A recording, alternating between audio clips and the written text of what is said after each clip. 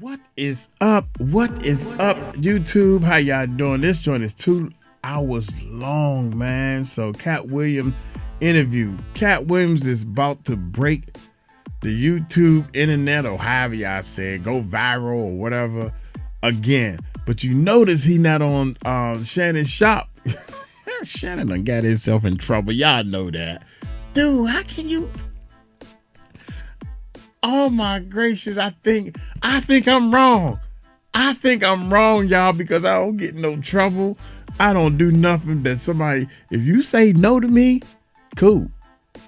If you say you don't want to do, I ain't trying to make nobody do nothing they don't want to do. So this, Katt Williams is right now. One of the things I want to say, I don't think nobody mentions is, check this out.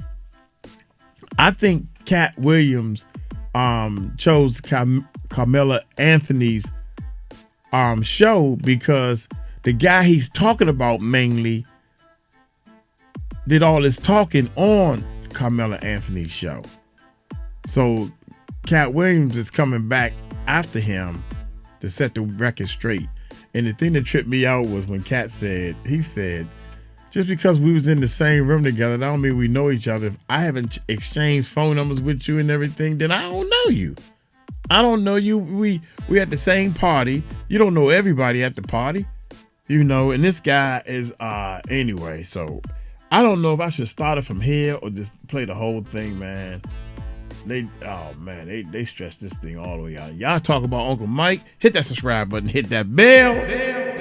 I gotta say something. It's my channel. Let's check it out. If you don't really like me because you can't beat me, then my job is to make it better and better looking for you, boy. Boy. Because you probably at the club and I'm probably at the arena at your hometown. I'm probably selling 21,000 tickets where you live. You probably at the club still. You probably is barking outside of your lane.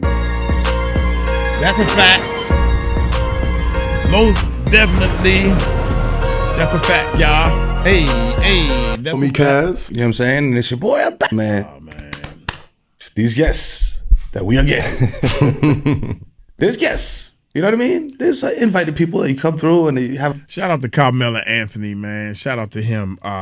This dude, I don't know him, but I seen him play in the streets before he actually went pro and everything, man, because he from this area. I don't know where. He's from this area or played in this area. Here we go. As comedian everywhere. He's a legend in the game. He's the GOAT. Yeah, it man. Is Katt Williams, ladies and gentlemen, in the building. Here we go. It's Katt Williams. Brooklyn, we're here, baby. Yes, Katt, yes. what's good, man? Welcome to the hood, baby. Welcome to Brooklyn. Thank you so much. I The appreciate energy it. changes when you walk in the room, It's man. magnificent in Brooklyn. Offering that's me to go up, like, you know what I'm saying? Right. I feel that way as well. Yeah. Great vibe here. Katt, it's gonna be a good one. We love to begin every episode with something we call the connect, right? Obviously, yourself, Carmelo, has some history. You know what I mean? We like to have the guests talk about the first time they either met Melo or the first time y'all crossed paths or anything like that. So, what was the first time linking with the Hall of Famer, Right. number 7? Hall of Famer. What was it like, Melo? Tell them. I mean, we've been in a couple rooms, we've been in a couple areas, a couple environments together. Mm-hmm. I think at the time, you gotta think about the time period. We talking about mid 2000s, Okay. 03, 04, 05, 06, where hip hop was at, where the culture was at. Yes. It was very intertwined at that point in time, right? So it was very rare that you just saw this athlete over here, just a comedians over here, rappers. No, you saw Everybody rappers, together. comedian, athletes, all intertwined. So we talking about New York City, we talk about Atlanta, we talk, we use DC, like we talking about really on the road, and we just kept crossing paths. It wasn't like we just sat down and just chopped it up, but we really was just crossing paths. Yeah. And I think the energy that I had and I was moving with at that point in time, and the energy that Katt was moving with and where he was at in the game, and that's who we was actually relating to us from a comedic standpoint. So you gravitated to that, and then you saw him. He's around. You could talk to him. He's approachable. He's funny as shit. He's outside after the club. Yeah, you know what I mean? Like he wasn't your regular comedian around that time. So that was kind of my connection with him.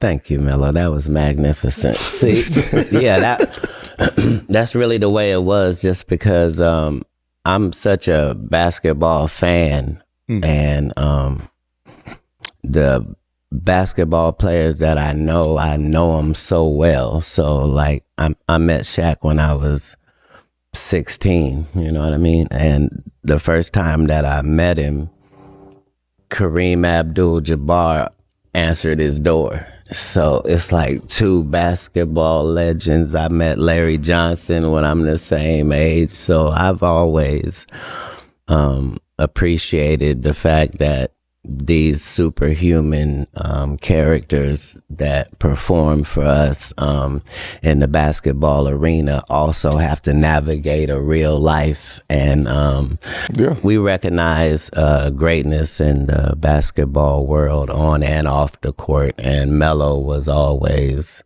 one of those top tier guys. So making that parallel, bro, y'all both are kind of like in y'all respective fields, kind of like man of the people types, right? Yeah. Where people fuck with y'all, you know what I mean? Like the people, right? Like the culture. You know, people like to call it the culture, but it's really the people outside in the street. Like, you know what I mean? Yeah. Fuck with y'all and place y'all in like a very high esteem where like, you know, certain like outlets or certain media might not. You know what I mean? Like, why do you think that is? Is it just because it's like, yo, you just real all the time? It's like no bullshit and people see that? Right. And, Just and be respect real. that. That's we all. have certain requirements for our representation. So if we're going to fuck with somebody, there's certain things there's a way we will hope they would carry it. You follow what I'm saying? Yeah. Just stay real. Just stay real. Melo always hit all of those boxes. As a basketball player, you didn't want somebody that was always doing too much.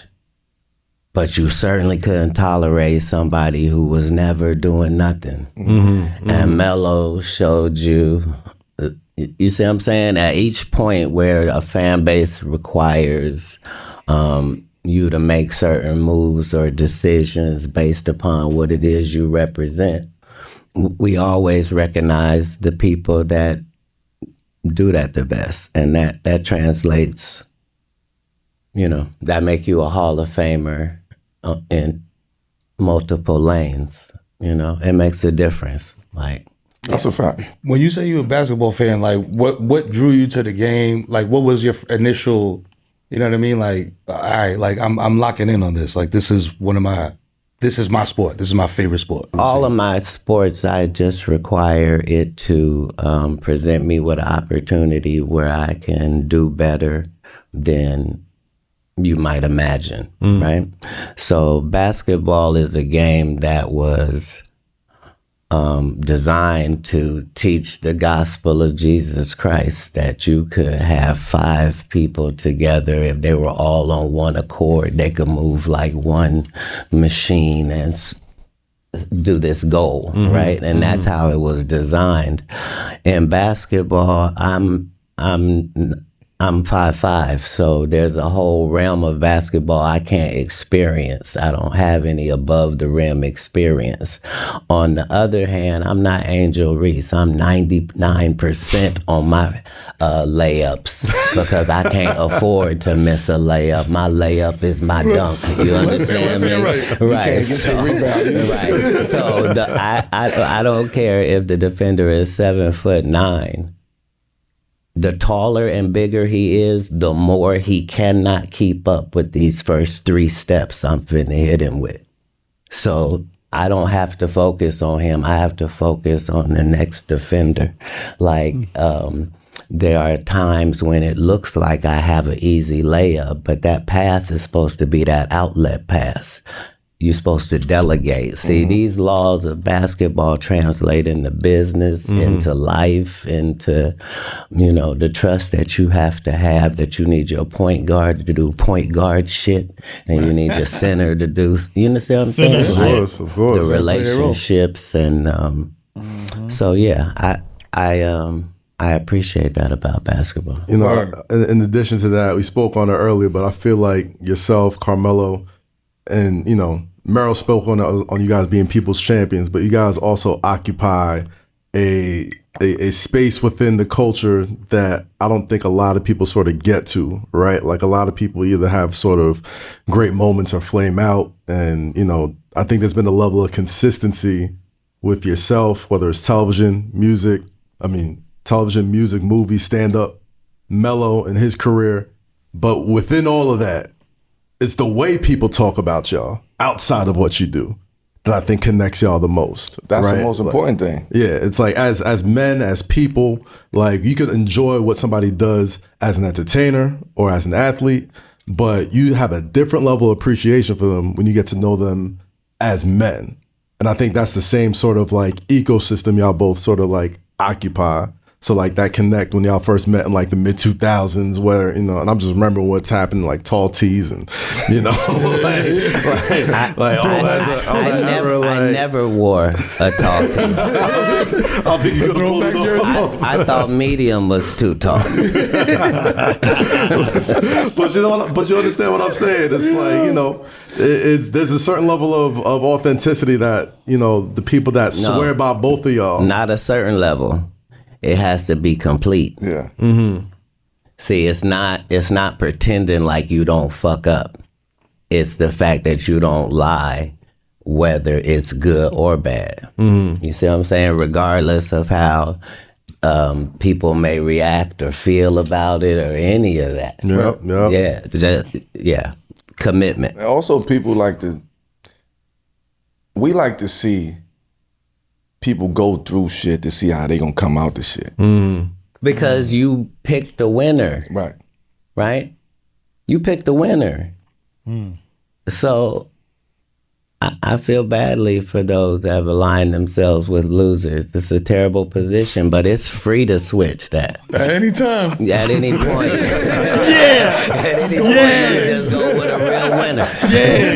Just take the loser setting off. You're good. It's people want to connect. People want to be able to say, wait a minute. That's just like the dude Fonzo that was holding the umbrella for Diddy. He got his own show in there. And I understand forgiving people and everything, but he straight up stole something, man. And it's all over the internet that Puffy and them went to his house and found the stuff that was stolen, that J-Lo that belonged to J-Lo. Is it J-Lo? I hope I'm getting it right. Man, anyway. he or she been through what I've been through or going through what I'm going through. We a mirror, you know what I mean? We also insight to how people, the everyday person, could actually look at somebody and be like, nah, you know what? I don't want to do that. Based on what we stand on and how we persevere through all of that. Yeah. Because if we go through this shit and we fold, then we ain't inspiring nobody. We actually motivating people to fold.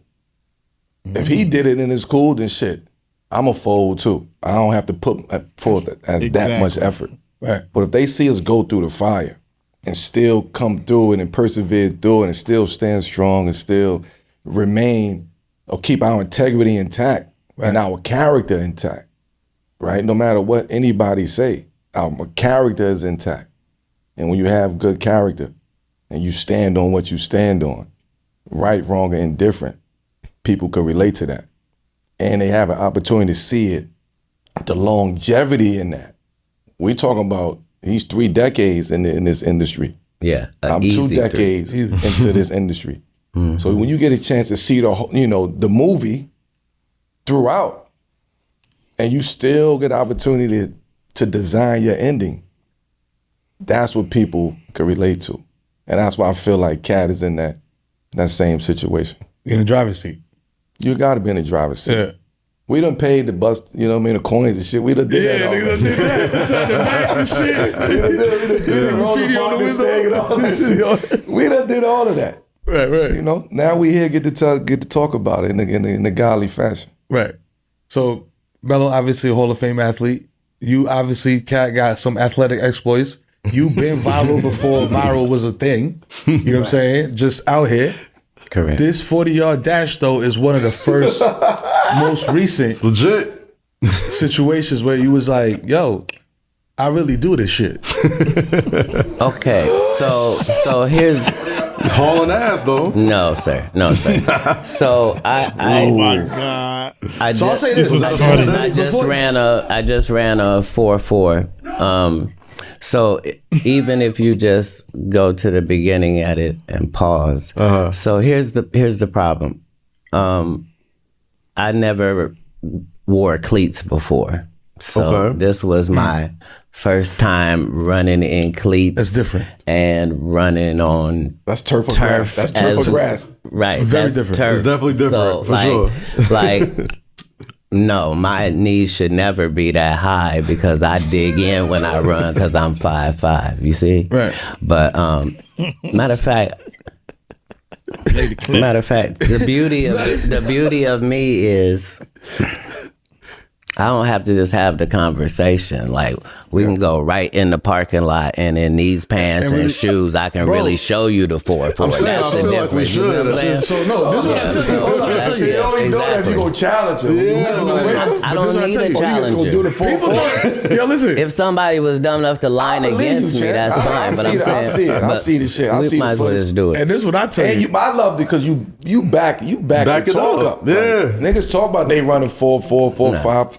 Niggas Let me ain't see running it. that out here. They talking about once in their life. I'm talking about every day, 5 times a day. I'm ready to race. Like I'm. You was that kid in the neighborhood? Like, I'll beat anybody in the race. When I'm in Los Angeles at the Lakewood Hop doing comedy there and at the Hollywood Park Casino, part of our festivities is after the show, I race any comers. Race after I'm doing 11 races a night. Yo, Like, Kat, stop it. I'm I was about to legendary. say- Understand that. Yo. Understand. I don't. Not only don't I lie, I don't have the reasons for it. Nah, I hear You you. know what I'm I'm with you. saying? 11 Even races when at night is that's Are Now, you- only even when like I don't lie. I don't have a reason to lie. understand, I'm never in shorts or in the shoes I'm supposed to be in or ready for the situation. You coming fresh off stage. Like we doing this in streets. Like I'm doing this in dress shoes. Like That's no. I'm saying Walking mother. it's the only reason we would be having the conversation. Why? You got the shoes in the trunk, like the I don't running shoes. need shoes. You just I don't not need listening. shoes. And whatever. You're It's not not a listening. requirement. We're gonna go right outside of here. Like it's not a requirement. So this is what I tell you. Like you were saying before, we was talking about like the height thing. I coach youth football. Yeah. There's kids in there that's 5'5". Yeah. They run sub 4.5 40s. You know what I'm saying? Because they're Understand. light. That's why and when they're I fast. said on Shannon that I ran that outrageous time, you just have to understand that was me as a young person. I didn't smoke cigarettes or weed or drink or none of that. I was a real specimen out there. But I'm saying what's before you is 50 some years old doing that Still with getting it without breaking the sweat and like knock it impressive. off, Shout out man. to you because I need one of them God parachutes. has given the blessings that He's given, so I don't want to be disrespectful. Yeah, that's impressive. Yeah, I'm happy that age. I still got to get a good Racing stretch. niggas, really racing niggas after the show is wild. The Because niggas yo, that fitness listen, is laid down. They chilling. on the athletic tip, staying there. You know what I'm saying? You linked up with Lethal Shooter. Right. Lethal shooters with everybody. You know what I'm saying? How Lethal Shooter's out what's here the right form now, like? You know man. what I'm saying? Wait a minute, hold on. But if you're gonna have Melo critique this form, I gotta get a disclaimer first. Okay, yeah, right. Right. Give Sum it up, sum it up give us for the us. context. of Right, this. right. Sum it up Okay. for us. You set the tone. All right, so Lethal Shooter is one of the greatest in the world. Yes. Like, there's no denying that. My issue with basketball is I've broken every one of my fingers at least twice on each hand, right? So when I'm catching the ball, I'm trying to catch it in my palms and not on my fingers. And my okay. fingers getting stubbed is excruciating. I And can see that. And so my whole shooting form and everything is tailored to that. And yeah, So you shoot mostly palms. twice. Like, so, yeah, I have an entirely different shooting form. But it's why even once I tore the 2 rotator cuffs, I can still get my shot off. Because it might be ugly, but the consistency of it is what you can't deal with. That's what I told my kids. And I'm getting all the rebounds. You're not gonna beat me to a rebound. Like, I'm gonna get 2 shots for every 1 shot of you anyway. Like, That's it. Hey, the jump shot is one thing, but I think y'all ran 94 feet just racing just now.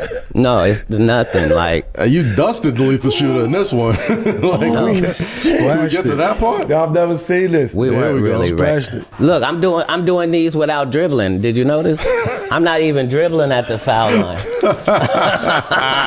Nah, this is So I impressive. slow up and let him catch right there, but then I show him the jet. No, this easy work. It's impossible. Yeah, you can't beat him. It don't matter. Leave smoke, Chris. No. Don't talk like that. He'll smoke you too. He here. I'm saying nobody in here can. I'm saying don't clown him. He ran as fast as he could. There's no beating me. If I'm one thing, it's self-aware. I know that I'll get dusted by everybody in this room in a 40-yard dash. Yeah, I'm saying he did a good job. But more importantly than that, he's a helpful guy. Yeah, big time. You know he's what I a mean? man. Love that And guy. so I couldn't allow him to change my shot. So he worked But within. He helped me see things that I never would have seen. I played basketball my whole life. I never once in my life thought, did I catch this ball with the seams the right way? I didn't even know the ball had seams. My man said, don't laugh at the dude. He did the best he could. But y'all got to realize he's fast.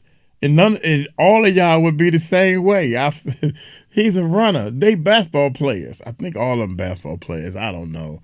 I used to be kind of fast. And it's funny, I went out, well, never mind. Let me, I got to go to the bathroom, man. Pause. All right, y'all, let's keep going. Here we go. You're not even counting them on the fingertips. Yo. Why would I cough on live TV? Sorry about that. Come on, Jay. But yeah, he taught me a lot of things that were super important and immediately helpful.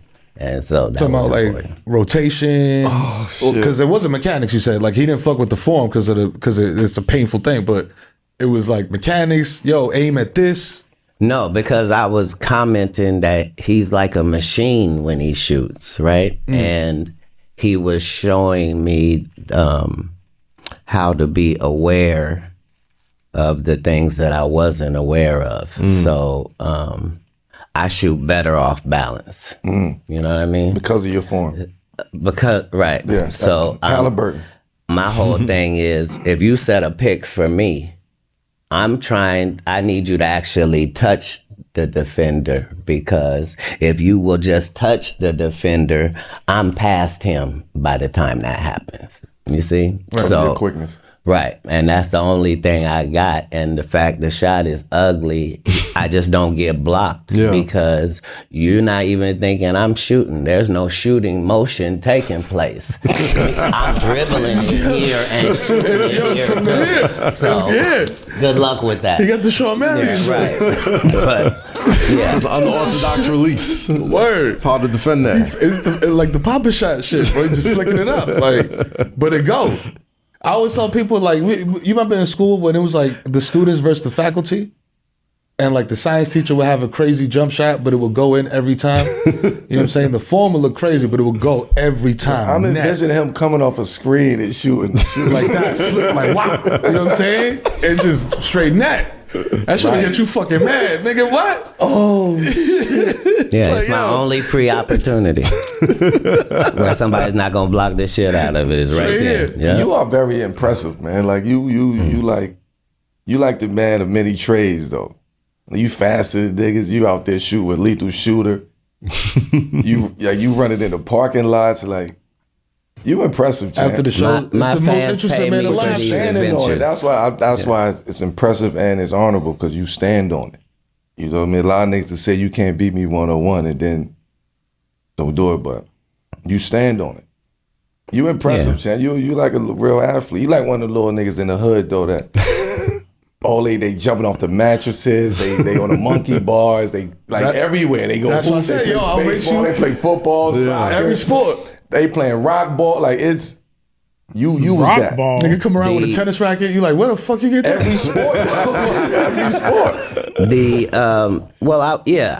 I wasn't allowed in my childhood. I wasn't allowed to experience any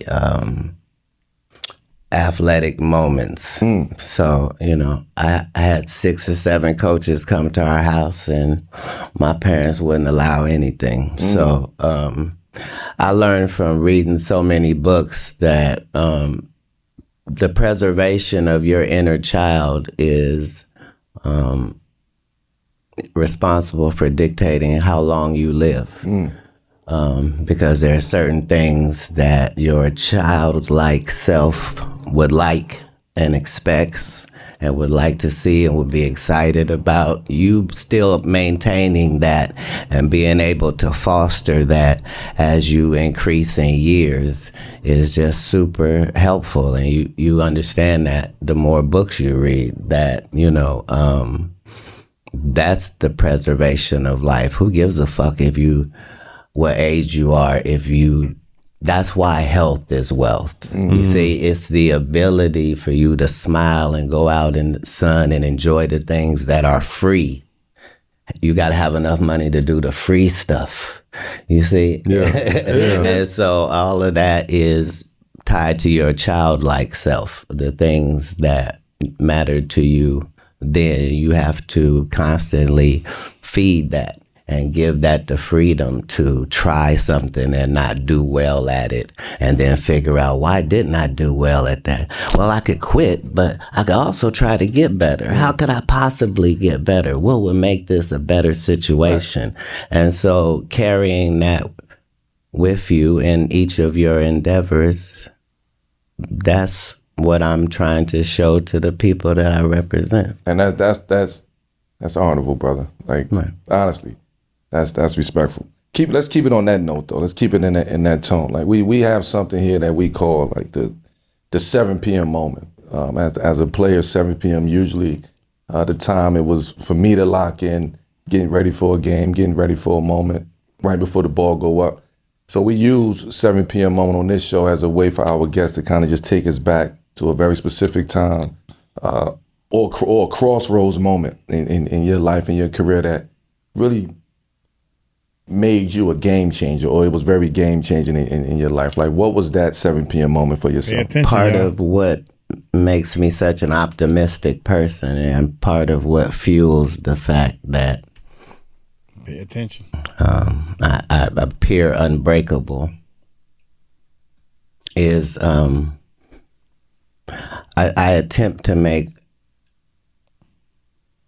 every moment a 7 p.m. moment, and to imagine that it might not ever go past whatever this thing is. So it doesn't matter if it's movie or TV or stand-up or an interview or it doesn't matter. It doesn't matter. Each of these might be the last time I get a chance to do this particular thing. And I'm trying to capture that moment, a mental picture and a mental movie of this,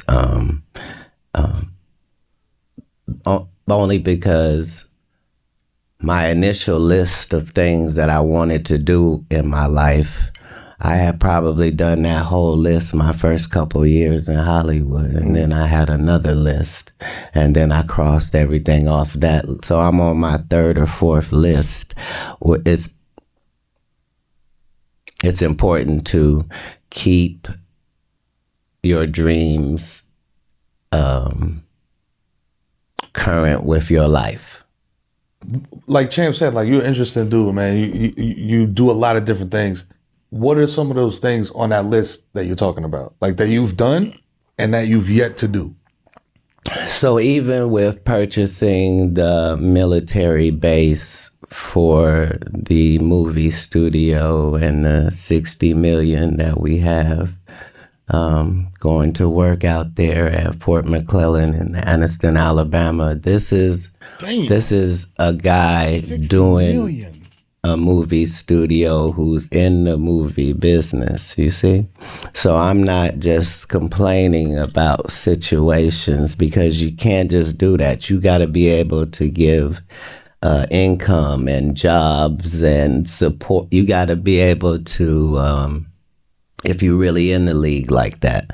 And so it was important for me to get a place where we can just do great movies, and there is no casting couch and no demonic rituals you gotta follow, and you don't have to bring baby oil and nothing that might compromise you, and there's nobody judging you. It's just a place that makes really great movies, and you can come there and do that. And so Kemet Movie Works is that. And so the fact that it is so beautiful and important is important to me. By the same token, when I was growing up, I was a speed reader, and then in our class we were able to take speed reading, and I was top of the class. So I understand that when I tell people like I done read thousands of books, they're like, sure you have, but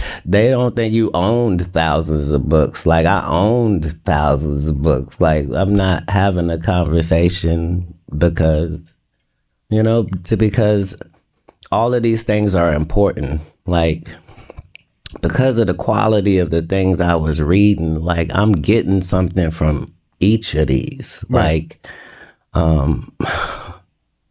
Like I'm learning something from 20,000 Leagues Under the Sea. You see what I'm saying? Like I'm having a whole experience. I'm seeing how people operate under duress. Like I'm reading Winston Churchill's biography. I don't know who he is, but I'm finna explore his life. You feel what I'm saying? Right. And so that's why I try to have all 7 p.m. moments as much as possible, because we know that life ain't promised. We know how lucky we are that we woke up every morning, thanks to God. But a lot of times we get so busy, we don't act like that, right? But the way he done blessed me my entire life and kept me, you follow what I'm saying? I've been arrested 35 times, you know what I mean? I'm out here talking to you, you know what I mean? I got 19 assault and batteries, you know what I'm saying? This is a Daniel in the Lion's Den type story he's been able to take me through. And I've just had to be faithful, I make sure that I'm as impeccable as I can be. And when you make mistakes, be accountable, Right. Amen. That makes sense. Speaking about That's perfect sense. Yeah, I'm sitting here like going to church. I'm like, that's a fact. God is Stay mellow if that made sense. Stay mellow. Come on, man. Praise. And speaking of Kemet, you said that it's a place where people can go and just kind of create, right? Which is which is real rare. You know what I'm saying, nowadays. You know what I mean? Because of like the industry, the way things work, gatekeeping, all of that. What was the impetus for you to start creating this, to go down there and make that investment in Alabama, open up that studio, you know what I mean, and invest back into your craft, into comedy And the community. Well, if comedy is my craft, then we have to be realistic and realize that Hollywood was in large part built on the back of comedy. The fact that no matter what color you were or what your ethnic group, if you did a funny movie, people responded to that. And that was important in our business. As far as Black movies are concerned, there's not enough of those as it is, because they all require a trauma base. So in order to do a movie with Black people, something got to be happening to somebody. Yeah. You see? And our white counterparts can make a movie about fucking golf. us going out to the for the store. weekend for this wine tasting and the hilarities that ensued. You know what I mean? And so understanding both of those lanes and being in that world, it was just important that there be somewhere that people could go. But by the same token, it's why I would experience a lot of opposition as well, because nobody cares about the guy that's trying to help other people in real life. So they were not really fans of Nikola Tesla while he was here because of, you know, the fact that he was honest. He didn't say he came up with his ideas. He said he went to Egypt and got the information, and he said that he studied that in the Sumerians and came up with it, and he wanted to just give free energy to the world. And as soon as they knock him off now, everybody can make billions of dollars off of energy, and everybody can have an electric company, and, you know. So this road is a dangerous and hazardous road, but it has all the benefits as well. So, You know, in addition to that, That's true. I feel like in the same sort of spirit of creating the studio, stand-up comedians, I think now more than ever, are more than just guys telling jokes. They kind of follow your philosophy. They kind of, you know, when they want to make sense of all the craziness happening outside, they look to you guys as more of like the modern day philosophers. So, And well, it's a they calm. don't It's a have calm. to be. Yeah. okay. It's They a don't have to calmness be. too. There's okay. They could be a goofball. See, there's room in comedy for goofballs. Right. Like, we don't need everybody talking Not about for the everybody, same but I mean stuff for I be you. talking That's what I'm saying. about. But I mean for you specifically. Oh, for me specifically. For you specifically, people Yeah. follow you in that sort of vein where, yes, you're entertaining, yes, you're comedic, but also, as I mentioned earlier, you live by a specific code that is infallible to even get into your eco space. How much more important is it, that part of it, as far as like people following you and your philosophies just on life, in addition to just being an incredible comedian on top of all that, and the businesses that you've run on top of all that? How do you kind of find that balance? There's no need for balance. That is well balanced. You see? I'm a public official. So everything I do is for the public's perusement. So my job is to do the best that I can, to try as hard as I can to figure out what are the things that I could do that would add and uplift this, and then doing it. And so as a facilitator, as a vessel, my job is easy. Like I can stay committed because I'm only representing authenticity, and I am showing that as well. So it's not very difficult to walk the walk and talk the talk. When you do interviews, I feel like you typically, like, you don't hold back. Like, you speak truth to power every time. You know what I'm saying? And sometimes, you know what I mean, like, it goes a little bit out there, viral, whatever you want to call it. I've beaten people up, and I've been beat up. If you've ever been in both of those positions, then you understand. Like, Right. He's so laid back when he Yeah, talks. I never, the blessing with me is I never have a bad intention. It's always for a reason, like, regardless. And if the truth is involved, then I'm not even allowed to be worried. What would I be worried about? Facts. It's those that traffic in falsehoods that got to worry about me, because I'll say something. You see? Right. Right. So you don't be scared of your own dog. Okay.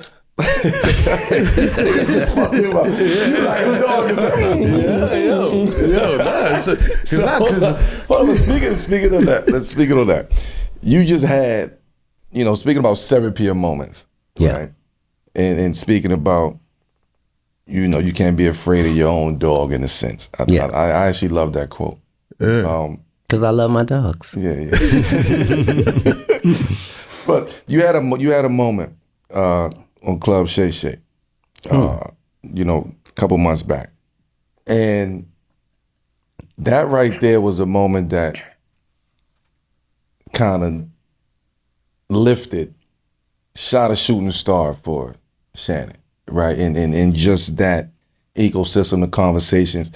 And you were very candid, but you were very peaceful while you're saying these things, right? A lot of kind of sound bites came out of that.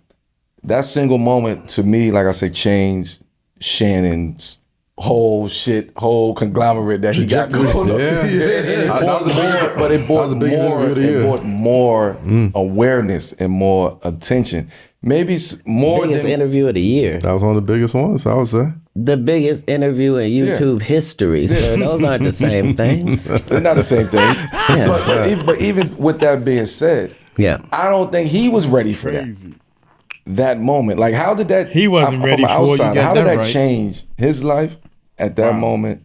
And how did that change your life at that moment? Not your life in general, but at that moment, how did life change? The interview had to go to somebody. If I know beforehand what I'm capable of delivering, then I also know to be judicious in who I'm picking to get that. Wow, you hear that? He picked him. That's what you call being in control right there. Pause. Bathroom break. Oh my God. Resume. All right, y'all. I'm back. Hey, I know Uncle Mike got a kidney stone, man. Every time I go back, I get 2 more waters. And I got 2 on backup. So I got to drink a lot of water to flush this kidney stone out, man. But we doing good. At least we ain't in no pain. Here we go, y'all. Let's go. Let's keep it on. If I know Katt, he's only comfortable if he got the drop on you when he come to get interviewed anyway, because he wants to make sure that you don't flip on him. But all Shannon was gonna get was a blessing, and that was all I was there to make sure that happened.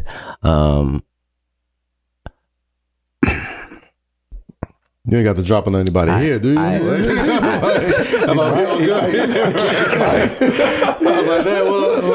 was like, I need to know something. This is the blessing. This is the blessing part of those interviews, you know? It's the blessing part of that podcast.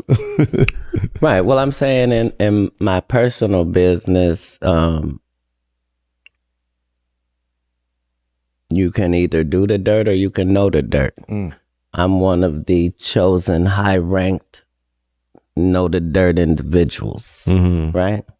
And so dirt responds as they should when the vacuum walks in. Nah, come on. Are you a rapper? You rap on the side? Clearly, sir, yeah. No, I still rap currently. No, I'm saying currently. Yeah. But in other words, that was a bar. That was a bar. I came to deliver an interview having seen some of my competitors and peers get on that same court and do a performance that involved my name. And so once 6 or 7 of you have made this same violation, it's my job as the king to show up and chastise thee. This is my job. I'm supposed to come in and restore order because that's my position.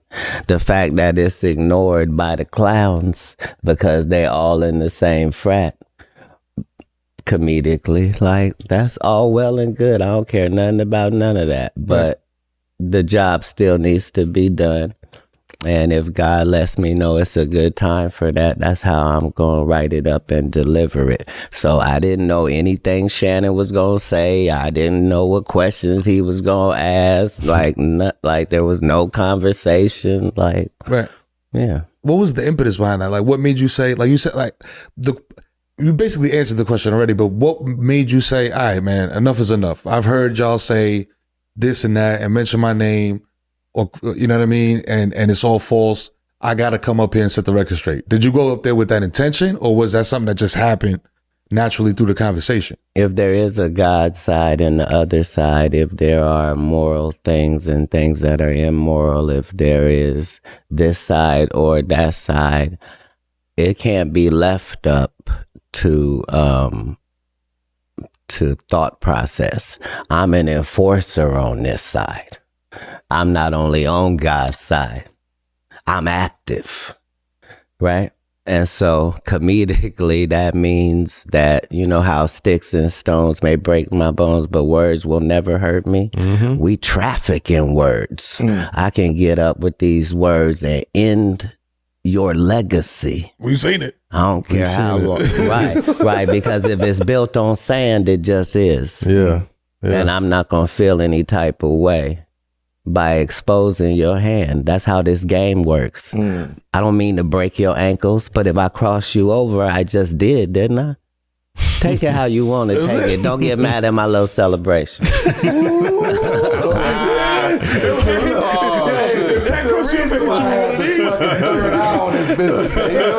a reason. It was a reason. I ain't even know it was a lot of lightning on here. Got an active pineal gland. That eye is powerful. Let me tell you something, man. Like, the fallout from that interview, it almost felt like prophecy for a lot of people. Like, it was my first time hearing those things. Yeah. And I didn't do no Googles or wasn't really in social media or keeping up on any of that stuff. I look at it and be like, it felt like prophecy. Like, as the year went on, things that you said in that interview, headline after headline. You mean like Diddy going to jail or TD Jakes stepping down? Which one? I mean, it was all there. It was all there. And then, like, every time you see like hashtag Katt was right. Katt tried. They had the clip. I'm only trying to tell the truth. How many of those you get a day though? Katt was right. I don't look at it like that. I don't own the information. I'm very firm that I'm on God's side. So consequently, it's never a problem trying to be humble. I'm always humble. Like, I know I ain't shit. I know why I'm special. Yeah. You see what I'm saying? I connect to that source every day. Me and God are in a conversation about this adventure that I'm on and how this can go, and him giving me these opportunities, like with this Shannon thing, to speak globally and to show the fact that my words and your words are not the same. I can say some things articulately for a long period of time and still be saying something. And at the end of the day, little boy, nobody's checking for you because you're not liable to say nothing. Right. You're either not allowed to say nothing because of the relationships you have in business, or you're not man enough to do it, or your friends is bitch ass niggas, so you feel allegiance to, but for whatever those reasons are, neutrality is what you don't get to have.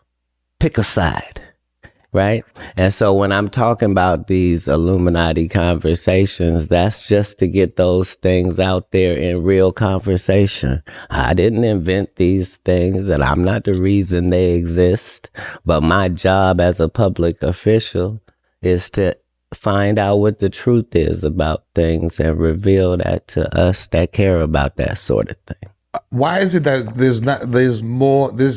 there's not as many people like you that will come out and say, yo, listen, I don't give a fuck. This is what it is. You know what I'm saying? Because they'll kill you. And it's not a joke, and it's not like, no, because a life doesn't mean anything to them. It's easy for them to do. They're adept at doing a ditty, getting rid of you and not having no handprints on it. Like this, wow. This is how they traffic. And so you have to really not be scared, not be acting like you're not scared. You'd have to really be too stupid to be scared.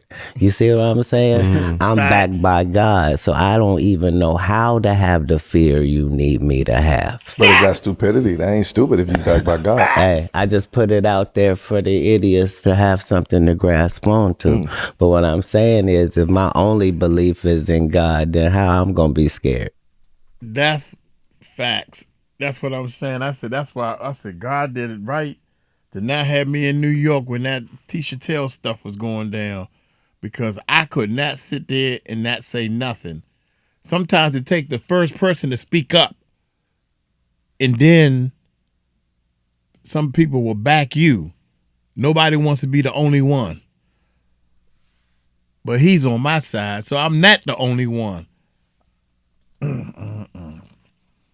Only God can judge me, huh?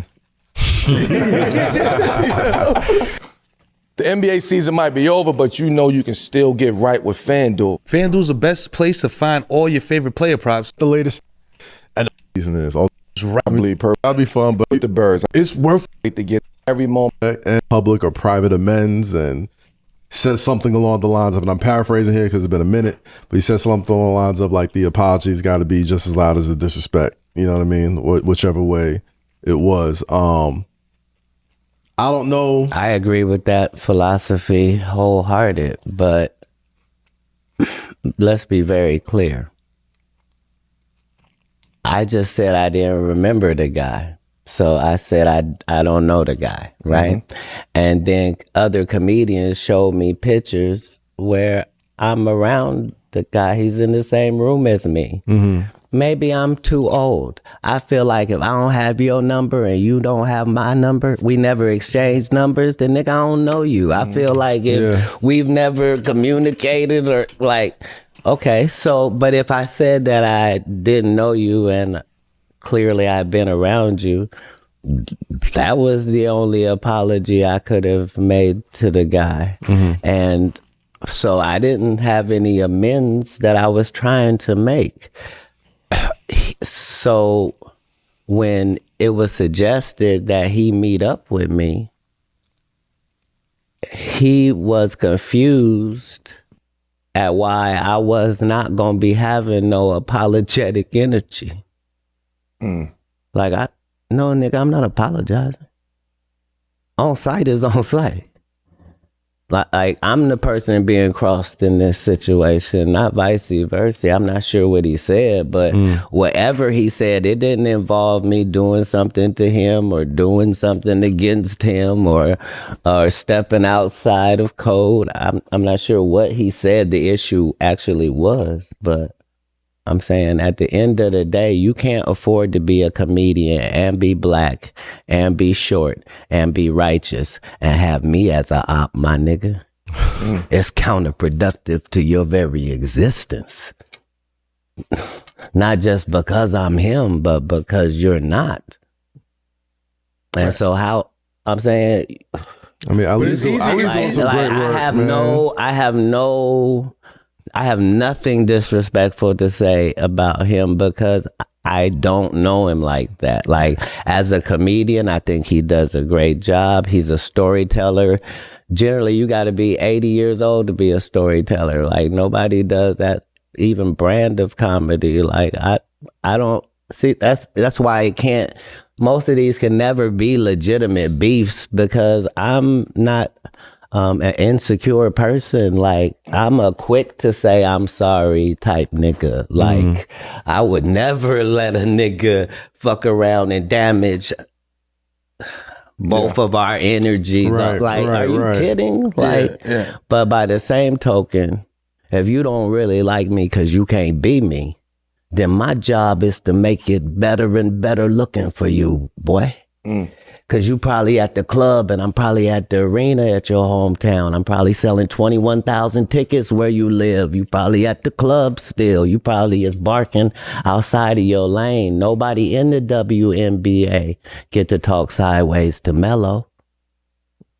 So why I'm gonna let these Lil Rails and niggas in a whole different, these CBA niggas, why I'm gonna let them talk about what I got going on over here in the real league? It's weird. That's a fact. But do you, like, to me, like, beef, I don't think it's a beef. And I'm just an outsider. You know what I mean? Like, there is not. It's all peace, beef guy. is beef. You know what I'm saying? And we gotta stop. That's why I said that to somebody on social media the other day. Stop using these type of words, man. The terminology. That's different. Beef is something. But I'm saying it's legitimate though, because look.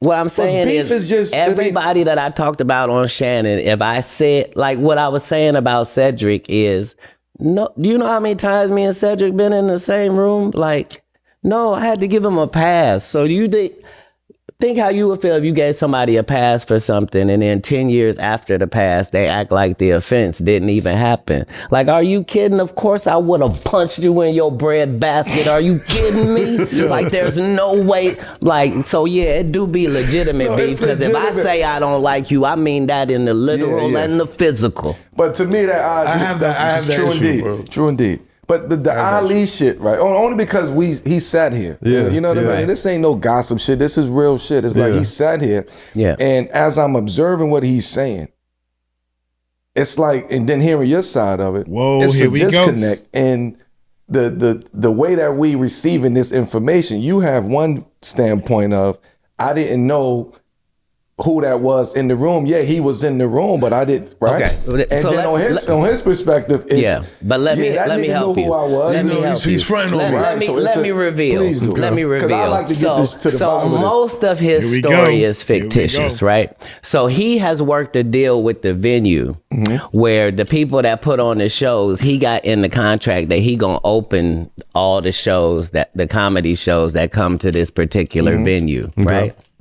So generally, most artists aren't even the people that see their contracts. They don't know about none of that, right? Yeah. But because I run all my stuff, I see all of the contracts, right?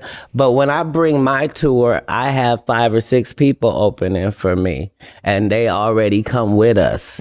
Ali was not one of those people. He was not traveling with us. He was not on the tour. There are no posters and billboards that Ali was on tour with Katt. That does not exist. It was just for this venue because this is the venue he had pull at, right?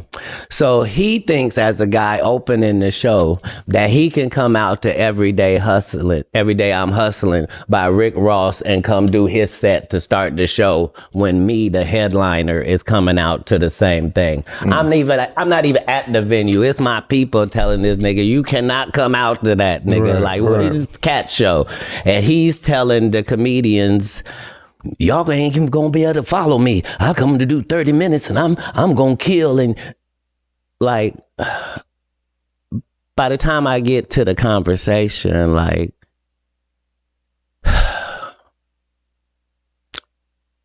either Ali can perform or I can. You see how that's a no-brainer? Right. But because somebody did book him, maybe this is a money situation. So somebody get this man a check so that he didn't lose any money for coming out. I wouldn't want it to be that type of situation. So no matter how you break this is never me versus him. Like, he was never, like, that's why he can't tell you about any conversation he was having with me and how that's just not possible. Like, I already had the people on the tour that was on the tour already.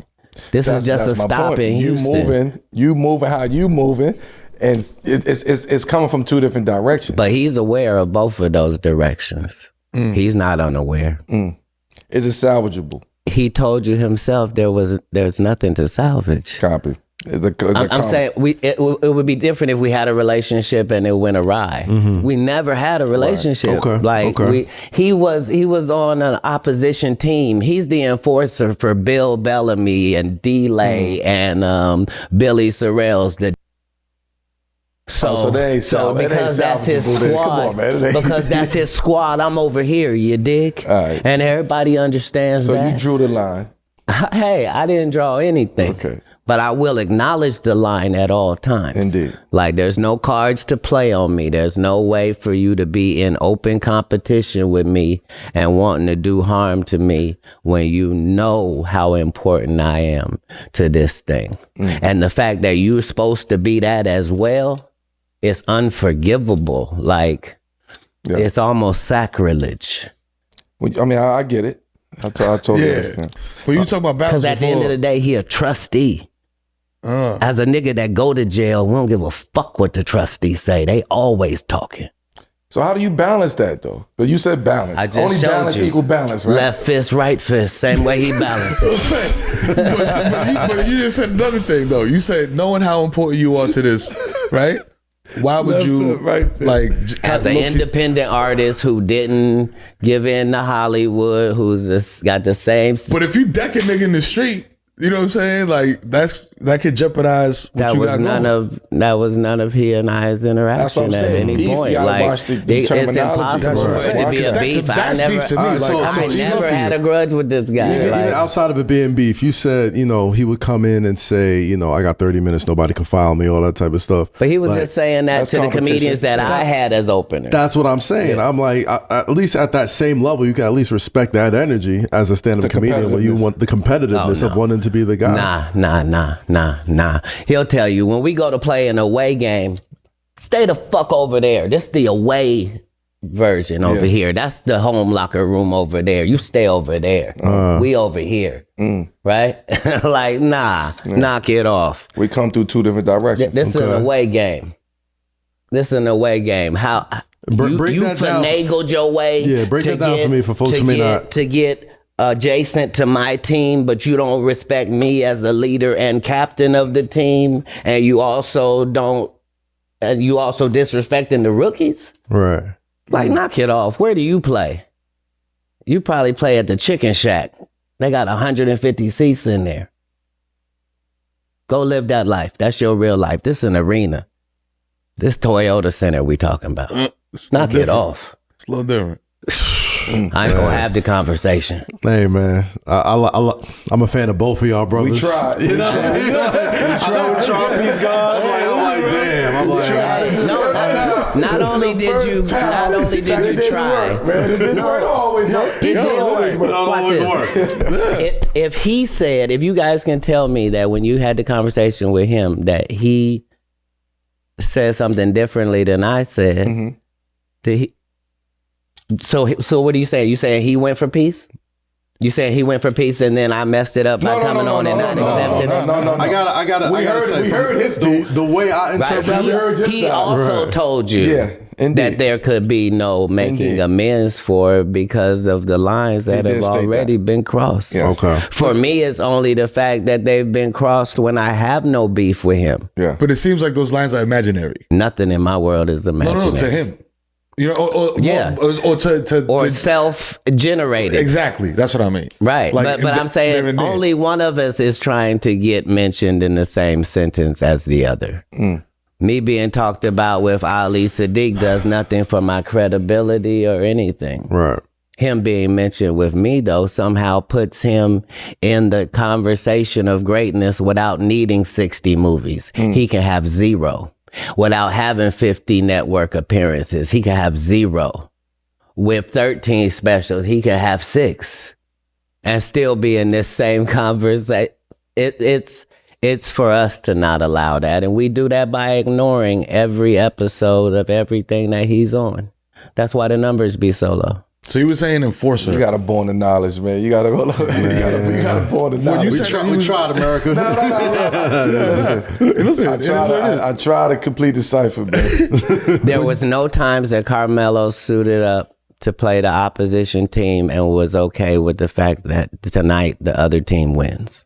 Facts. I agree with that. This is 101. This is ISO.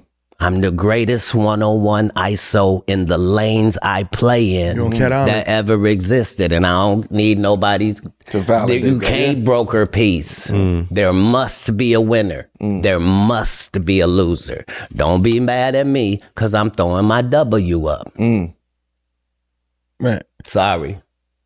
To those it may offend. The talk. Yo, listen, You probably a part of L Nation. Listen. You only talk that way if you've had to back it up. Oh, you and It have to be a winner and it have to be a loser.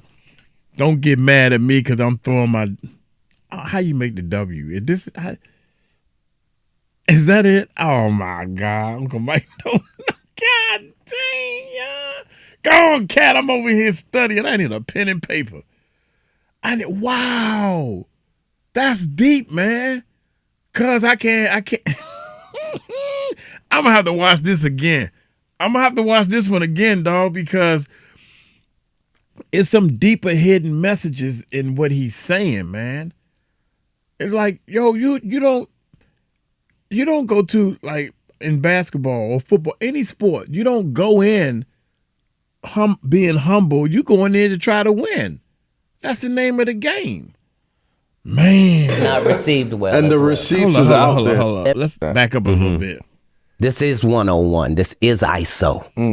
I'm the ISO. greatest 101 ISO in the lanes I play in don't care how that ever existed, and I don't need nobody To validate You that, can't yeah. broker peace. There must be a winner. There Must be a must winner. be a loser. Don't be mad at me because I'm throwing my W up. Man, Sorry.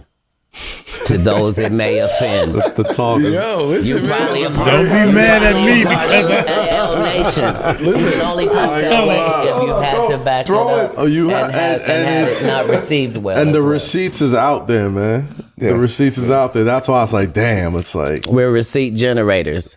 We probably did the Shannon Sharp interview already having planted enough of the information out there for people to be able to find. I don't know. I'm saying if they call somebody a genius, they must be making some moves, you know. See. But you are very generous though. Like you are very generous with your time and actually your fucking money, which is very hard to do in this industry, right? Or these industries. Like how you so generous in this type of cutthroat industry? I would yeah. say. How do you maintain that same sort of like alpha level of being the number one, but also have that generosity? You know, you speak about all the comedians you bring on tour. Right. A lot of very famous comedians will tell stories about how you've looked out for them and like have never looked for, you know, acknowledgement or praise, have done stuff in quiet to take care of folks. Like there's that balance. How do you sort of maintain that, and why is that important to you? Truthfully, I'm not that generous. I'm not a generous natured person, but I do enjoy following a contract, right? And so personally, I have a contract with God, and the part of the contract that God has to follow requires certain things in my life. And the requirement for me is to make sure that it is worldwide and globally known that if you as one of God's people interacts with me, that God's blessings can flow from me to you. And so it's not philanthropy. It's a necessity. If you show me $100, I don't see 100. I only see 90. 10 of that gotta go. You see what I'm saying? To his people, however that can happen quickest and in real life. And all I wanted was the ability to determine whether somebody is God's people or not. My job is to be as positive in interaction with any of God's people that I may come in contact with in whatever situation I'm in. That's part of my contract. What one of those moments is one of the ones that you're the most proud of? You know, I'm not proud of any of them. it's just this is what I'm here to do. part of Like the you said, it's part of the If contract. you go to McDonald's and something costs $2.75, are you proud that you gave them $3? Hell no, I want my quarterback. Right. So now, once you I got do the laundry. quarterback, right? Yeah. Or 18 cents with tax. I don't know. What you gonna do with that? Right. So understand that where I rank spiritually, right? There aren't any more levels for me to attain other than the supreme level of happiness and contentment that I'm at. The only way that I can show the enemy that money does not affect me in any way is this generosity that you're talking about. The money can't move me, right? I move the money. You see, I can put the money here and because I'm never in a loan situation. There's nothing for me to be proud of. These are God's people. This God's money. He makes sure I got it. Part of the reason he makes sure I got so much of it is because of what I do with it. This why the op hate me. because I'm a motivating factor and an asset to it. I come to bring, that's what I bring. And so it's an easy thing to do. My point in the McDonald's thing was, you know how you pay tax? Yeah. And you don't feel proud that you paid the tax. You just pay the tax. Yeah. Mm-hmm. Right. And you're excited to pay the tax because it comes along with everything else, right? Mm-hmm. So you see what I mean? Like, Sometimes right. we don't like to accept the tax. If I'm only putting the tithe amount into the universe, I want that number to get as big as it can be. I know exactly what it means if I give $1.5 million away. I know what that means I made. You see, I'm not looking at it the same way, but you know. You got a different insight. You got a different insight. You got to make enough money that money don't matter. Well, I don't spend my money. I don't buy pussy or drugs. So I got the type of disposable income that most people just don't have. Like, I'm able to really do something good with it, and I'm determined that I do that as often as possible. I think my man missed the point right here for real. You got to make enough money with money, but you can give away enough money where it don't matter. No, that's not the point that he's making. $1.5 million away. listen I again. know I'm what gonna that listen. mean I made. You see, I'm not looking at it the same way, but you know.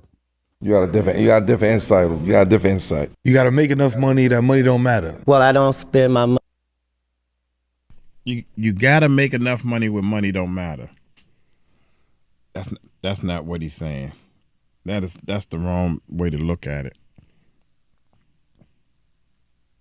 Yeah, that's the wrong way to look at it. Money, I don't buy pussy or drugs. So I got the type of disposable income that most people just don't have. Like, I'm able to really do something good with it, and I'm determined that I do that as often as possible. A lot of motherfuckers spending money on pussy and drugs. That's crazy. That's something that's not talked about a lot. There's a lot of motherfuckers spending money on pussy and drugs, bro. Disposing all their income. Right. So Not me. The next question, I ain't right? never buy no. Paying for pussy and drugs. You stand up. I'm not saying either is not worth being paid for. I'm just saying. It's a market value. I still buy weed. Don't get it twisted. I'm saying.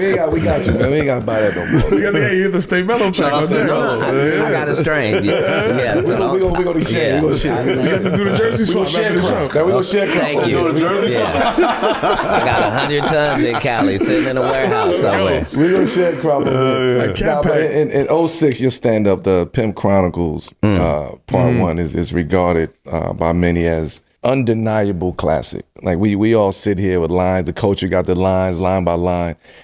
Could you sit here and say, honestly, that that's the best stand-up over the past 25 years? Could I say that? I know you would say that, but do you agree with that?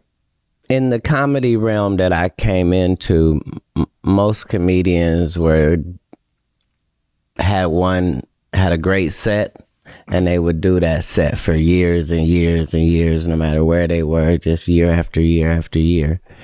And it was hard to beat those comedians with those jokes that they always did.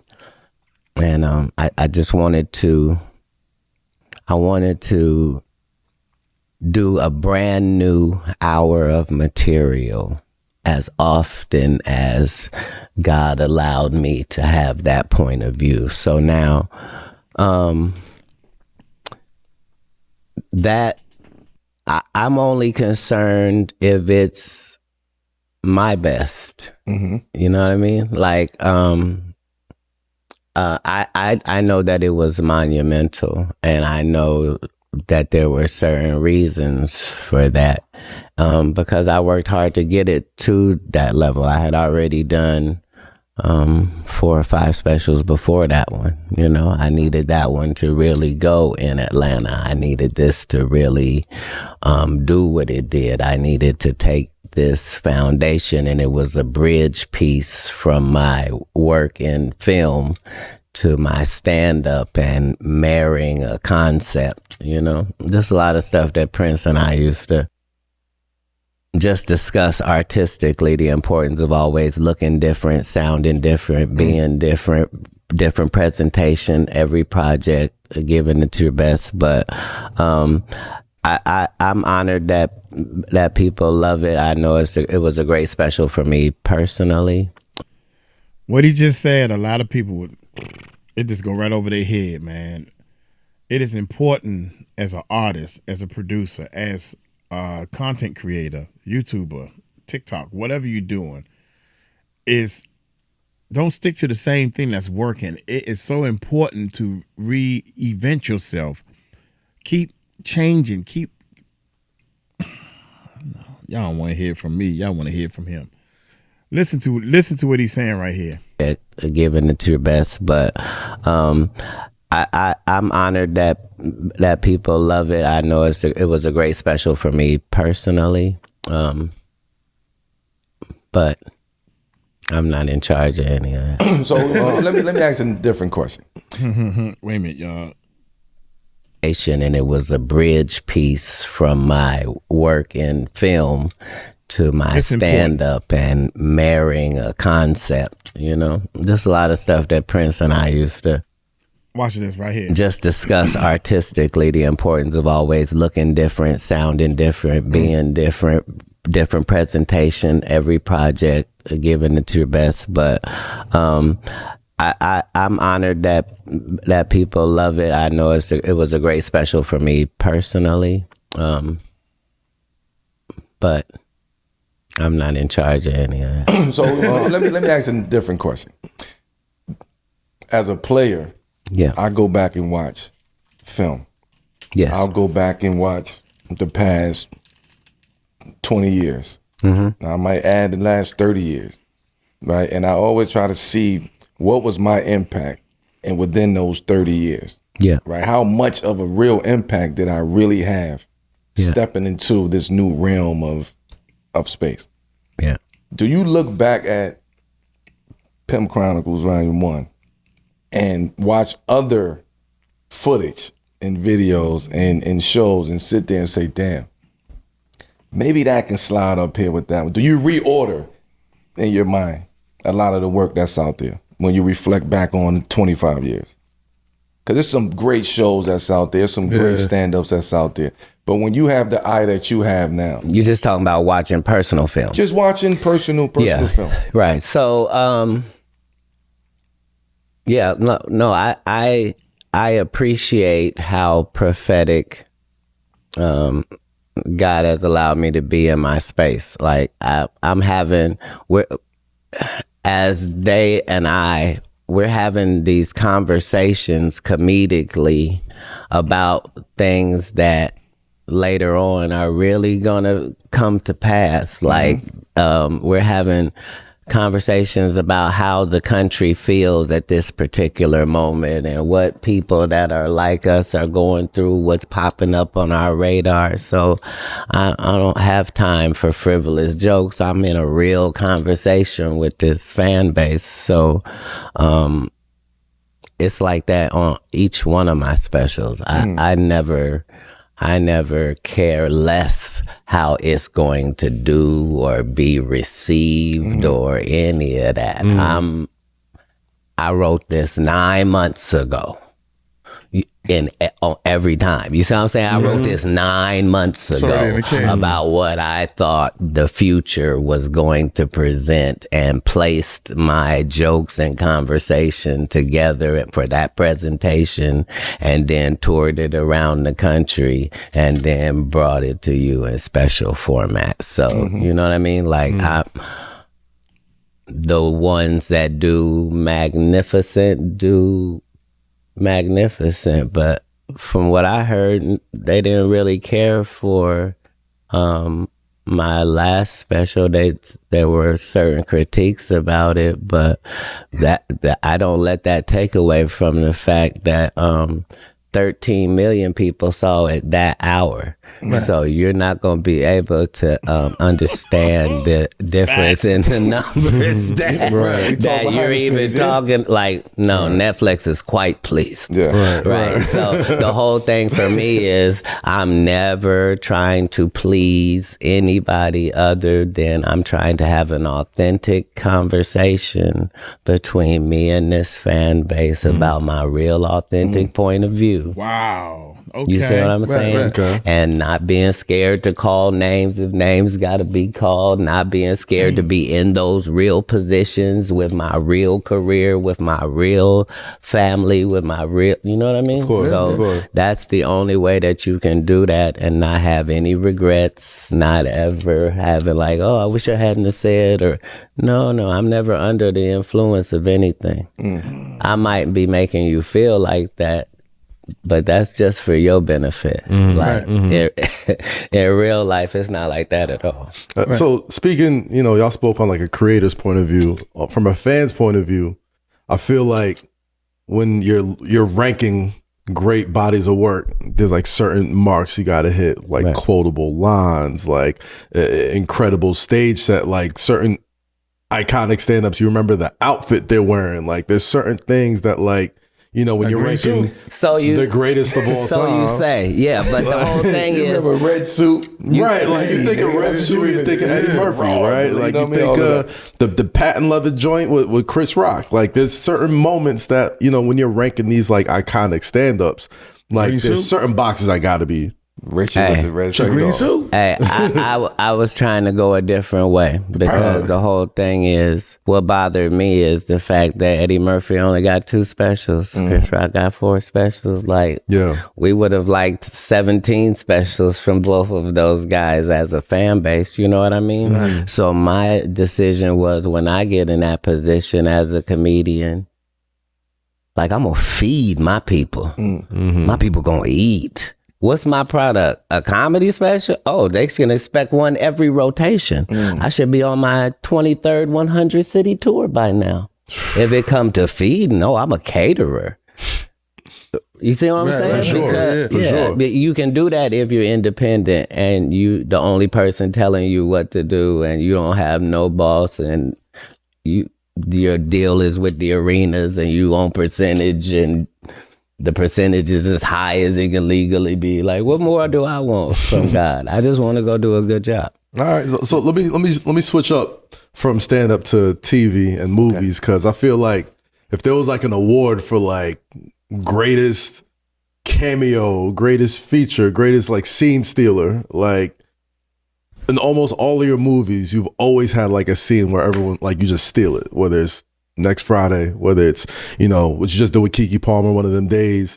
Atlanta, you had an incredible guest appearance there with the alligator and it gets an Emmy and all this type of stuff. Like, just, you have an ability to make the most with less when it comes to TV time. Even from My Wife and Kids, when you would pop up on there, like, you just have these moments. What's the secret to that? What's the secret to making the most out of less when it comes to television? Stand up, you got all that time, you got a blank canvas. TV, movies, it feels like I got this time, I got to make the most of it. How do you approach that? Well, now in retrospect, if they didn't give me the starring role of a movie, my job is to make a starring role out of the part I do have, right? And so I don't have another concern in this movie other than how well this character does in this movie.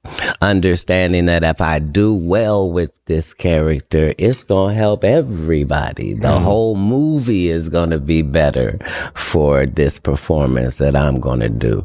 Because whatever is on this page, all I'm trying to do is to deliver that person as a real person, and they're also going to be funny. And that's my only job. And so that's my concern in every part of the scene and every piece of it. When I come prepared. Like, I come to work. This is 101. This ISO. Like I don't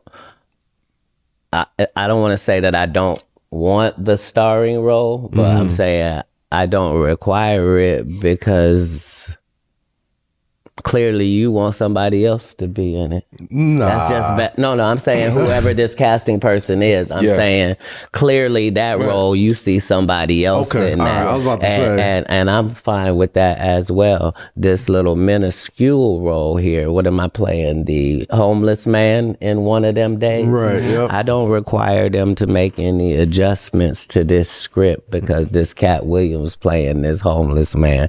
I don't need more lines. I don't need to change up the wardrobe. I don't need none of that. All I need to do is come in and do a good job, and the movie should do really well because this is a comedy, and that's what I do, is I deliver these roles. So it's not just making more with less as it pertains to movies. It's in general. And I think if you're 5'5", your relationship should help you. So you mentioned Prince before, and the parallel between music and comedy, where you could kind of sit in a sound or in a set, you know what I'm saying, for a minute, or you could expand beyond what you already done. You said yourself like you don't like to recycle stuff. Like every special is new stuff.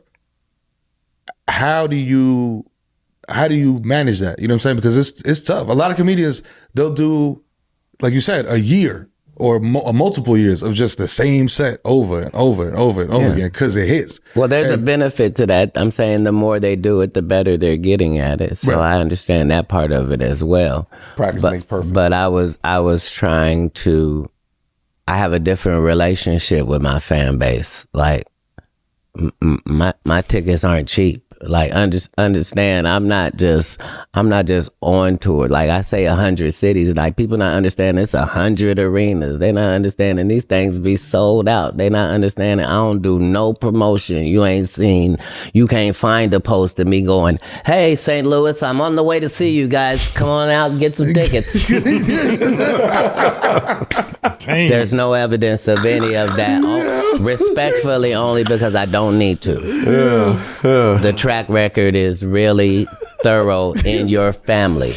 Your aunts, your sisters, your cousins, they've all been to a show. Everybody had a great time. It do be worth the money. He brings other people out that's not him, and they funny too. All the bad bitches be there. All the real motherfuckers be there. It really is a vibe. It really is. So, we're blessed to have that as our situation. On stage, you expending a lot of energy, champ. Like there's a lot of, you know what I'm saying? But especially you, because your comedy is real. You into it when you up there. You know what I mean? You tell a full story when you're on the stage. 60 movies, 50 television appearances, 13 comedy specials. Every time you see me, I'm trying as hard as I possibly can to do the job that's at hand, whatever that means. And then you gonna dust a nigga in the parking lot? That's to me. That's in several allegories. Because that's what's required. Like, I gotta get in shape, dog. You know what I'm saying? I want to go back to like, the stats that he just threw out there, right? Because that goes over a lot of people's heads, right? That 60, that 40, that the amount of stand-ups, like those numbers, niggas ain't doing those numbers, bro. Like when we talk about, you said 60, I mean 60 what? 60 minutes? Yeah, so 60 movies. 60 movies. 50 television 50 appearances. television shows, 13, 12. 13 specials, my 23rd 100 city tour. Come on, man. I'm saying that's a body of work. We doing all of this unfunded, never been sponsored. You never see me in no commercial other than the one for Supreme. So every special I did, that was us doing it ourselves, doing the cover art, making sure it got on television. We did that more times than any comedian breathing or dead. So that's why we don't let Lil Ali's run up, because the stats are what they are. Yeah, in fact, and on this show, we, like Champ says, like we always get flowers, you know what I'm saying? Yeah. And I ain't mean to shift it left, but I guess them numbers was impressive. It's crazy. And that's a fact though, but the thing is too, is like, you one of the first examples of independence from like the industry, right? The agency system, the lawyers, the agency triangle offense. You know what I'm saying? Like, you one of the first examples of like true independence from that, but people don't really talk about it. So that's why I wanted to just bring it up, because, you know what I'm saying? Like, on this show, we like to, you know, bring up facts, you know what I mean, and give people their flowers. And you one of them ones, man. So salute to you. You was doing a reading. That was impressive. You know, Thank you. The resume is deep, and and like you said, it's all you. You know what I'm saying? And you've created a model that I think any stand-up comedian that's trying to get on now in 2025 is trying to emulate. Like, it went from a point where I felt like a lot of stand-up comedians are trying to get their hour on a HBO or a Netflix or whatever, and you can still do that, but what do you do in between that time? And I think you've helped create like a stand-up comedy or just a full-on entertainment ecosystem that I think a lot of people have tried to emulate, you know, as far as owning everything that you do, from your specials, from your stand-ups, from your touring. Like, I know we spoke off camera about, like, you know, percentages of tours, not even like getting booked for shows. Like, you own a piece of the house every night you go out there. And I think that's not talked about enough as far as like how much of a rarity that was 20 years ago. Talk less than now. Independence and ownership are your rights. But you have to understand that you come in with those. You come in with those. So we, in doing the specials, we weren't handing over ownership. We were doing 100 cities to make sure that it was sharp, then shooting it, making sure that it was television quality, paying for the production of it, and then licensing it. So that, you see what I'm saying? It's because we're only licensing it. So HBO, my HBO special, not done by HBO. I'm saying my Showtime special, not done by Showtime. Like, we have our own independence when we come in. And if you understood that, then you would be able to comprehend that. Right. And that's something that you can sustain, you know? When you needed to do better, you can do more. So, you know, oftentimes people with jobs don't want to talk about entrepreneurship, but we have to. Why do you think that is? Because a lot of people like myself, like, I'd see somebody like you in the comedy space and, like, not saying like model it after the thing like Katt said, but like to take things from what you do and apply it, you know what I mean, to my own approach, you know what I mean, as a comedian. We were always allowed to look at Jordan and watch Melo shoot and then go in the driveway and try to do that. That's part of love of the game. Facts. Is watching who do it best and seeing what parts of those you can make your own. That's a part of it. Yeah. So, you know, it's Father's Day weekend. These niggas know they my sons. You know what I'm saying? Like, it's all good, whether they love me or hate me. Yeah. I have provided the best example that I could possibly. You got to send them an edible arrangement or something, man. Something, a card. No need. A gift card. Salute him if you see him. Shout out to you bringing the Heaven and Earth tour back this fall. Right. Thank you. You doing the Garden? Regrettably, I think our relationship is with Barclays. That's where. Hey, you know what? We were just had months ago. We in Brooklyn, so we in Brooklyn, so we got a good relationship with, you know what I mean, with the owners over there, with the sides and shit. So yeah, you know, Josiah, they good people. They good folks. Yeah, I appreciate. I appreciate what they provide for us, and it's a wonderful venue, and they hire wonderful people, you know, so I don't want to. Nah, it's one of those venues though. Barclays is one of those. I would take Barclays because it's Brooklyn and it gives Brooklyn the chance. So you talking about your fan base and like locking in on a very specific group of people. Yeah. Brooklyn Nights is going to be at Barclays. Yeah. So shout out to that. That's what made it so egregious, me going to jail in all of those cities, because you got to remember, like, I'm bringing $1 million worth of revenue to each of these cities. Every time I go there, like, I'm never there on no fuck shit. I'm never like, I'm only helping. I'm only there to do, like, you don't you can't, as a society, be trying to fuck that nigga over. Like, there's no reason. Like, so I'm just grateful now to have the relationships still have went through all of that without, the people that do business with me love the fact that we never lose. Like, the thing about the 60 movies and the 50 television appearances and the 13 specials, the thing about all of that is not that it's independent, is that there are no flops. Like, I never even been associated with a flop in my life. There was no movie that didn't make what it was supposed to make when I was in it. There was no TV show that didn't do well because I was on it. Like, I've never had an unsuccessful special. Like, I'm not on these YouTube things. You follow what I'm saying? Right. Like, these niggas got 3 million followers. Like, no. My followers follow me to the arena and get dressed up and sit in the seats and pay money. Like, we are not the same. Like, I'm doing 3 million tickets for 23 times. You see what I'm saying? Like, nah. I seen you at the Barclays, bro. You had that shit packed out. Those lady in the front with the New Year's It's glasses. a magnificent venue. Right. She was up there bugging. Right. She had the New Year's glasses from the year before. No, you don't understand. Yeah. Blinging off in like Right. the third row.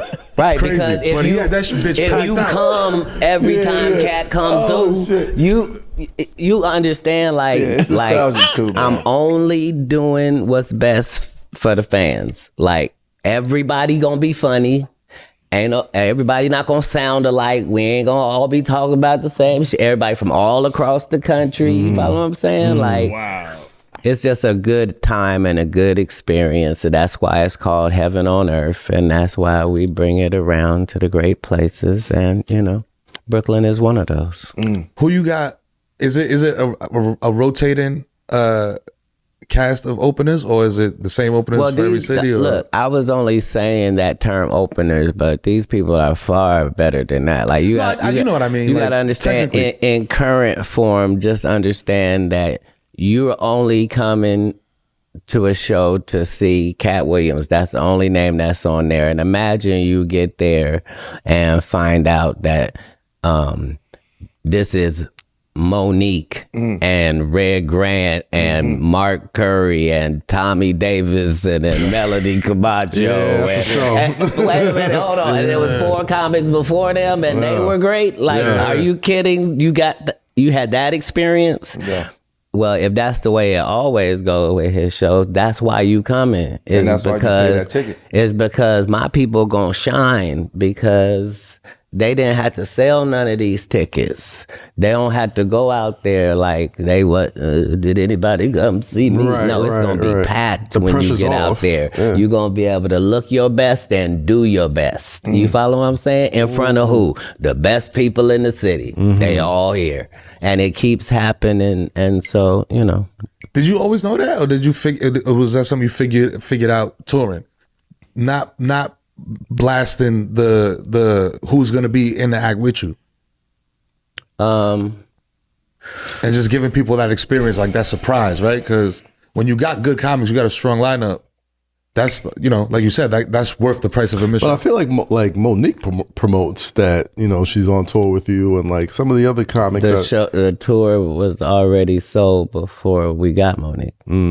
But I mean, like social media, like they'll post like, "Hey, we're gonna be on the card with you." So even though you're not saying, "Hey, come to St. Louis," like the folks that you bring along with you, they kind of spread the gospel for you. You talking about legends in the game? They legends in the game. No, because we're switching this up every time, so it can't really be that. It's not that.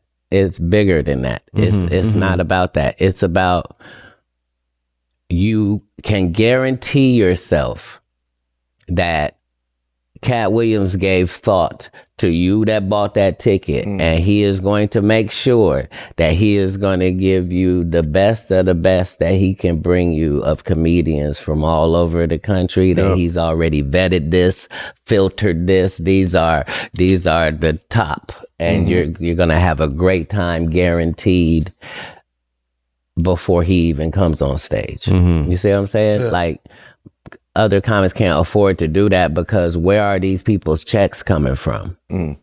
You would have to be making enough money as the headliner. You would have to be like on an 85-15 split with the arena in order to even be making enough money to pay 8 other checks. You mean out of yours? Because how are they getting paid? That's why we don't allow anybody to act like they're selling any tickets. Okay. Because you don't need to. Gotcha. Right. Gotcha. The operation All right, that is makes sense. Okay. self-sufficient. He's a man of the people, and the people guarantee. You see?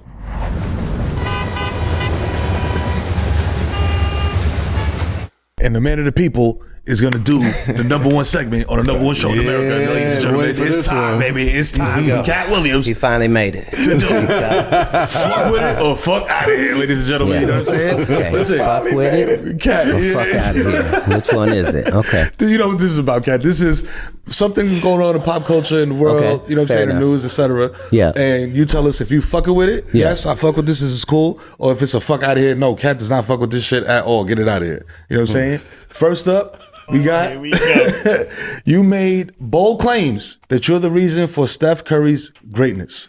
I fuck with this nigga. That's gem. I fuck with this That's nigga. a gem right there, though.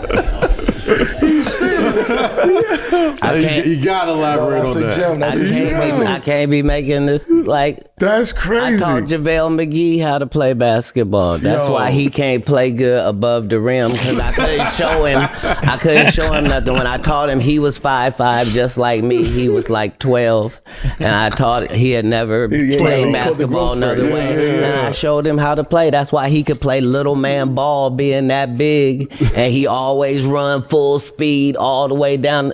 Yeah, and he was doing all that with asthma. He be out here. He said he did all that with us. Yo, come on.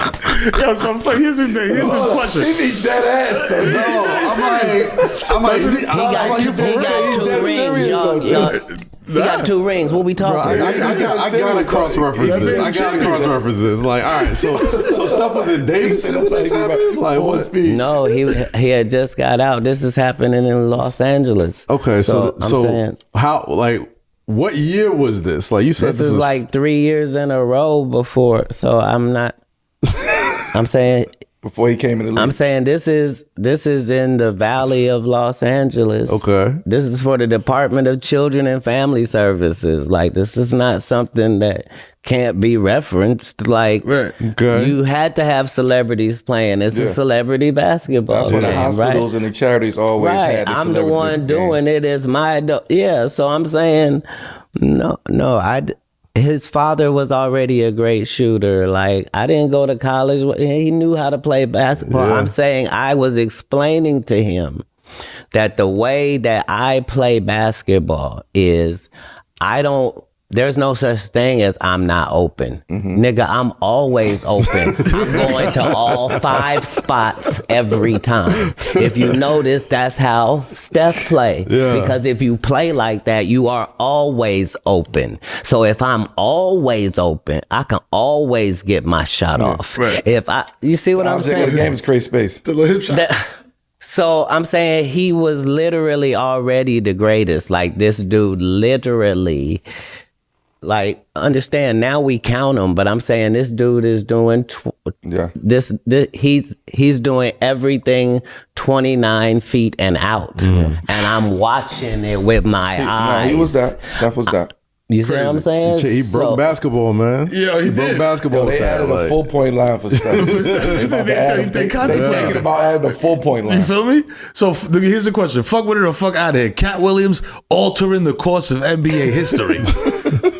How do you feel about that? I gotta fuck with it. I mean, like, once Steph started shooting from 30 feet out on a regular, like, it broke basketball. Like, so, and if he's saying he's the one who told him to do that, But look, with it. look, I gotta fuck with it. there's nothing not to fuck with. Like, I gotta understand? fuck with it. You standing on it, champ. You standing on it. I only told him a truth at a pivotal part in his life. So Like, you gave I've him had that enlightenment. You enlightened him, experience yes. with many people, because I told you what my job is with God's people. So it doesn't matter if it's Like, I knew Kendrick Lamar when he wanted to go by his real name. He wanted to be Kendrick Duckworth. And he had a book bag full of notepads that he would carry around. Composition books. And he loved me because I also had the notebooks as well with my stuff in them as well. And we were kindred spirits. This is when Nipsey is still selling mixtapes right outside of the little studio we at.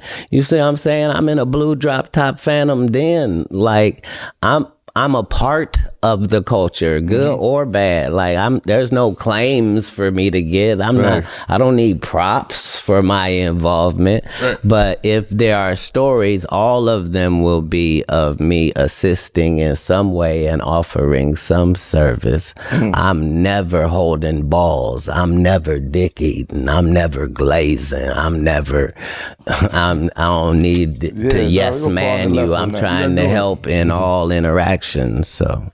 Wow. PTL. You know what I'm saying? Speaking of Kendrick Lamar, he received the standing ovation and an encore chant earlier this month in T-Dot in Toronto. Yep. You know what I'm saying? On his GNX tour date. His 2024 run is going to be remembered by a lot of people as, you know what I'm saying, like the summer that he absolutely destroyed Drake. You know what I'm saying? And talk about a lot of the stuff he was talking about that like goes on in the industry. Right. Yeah.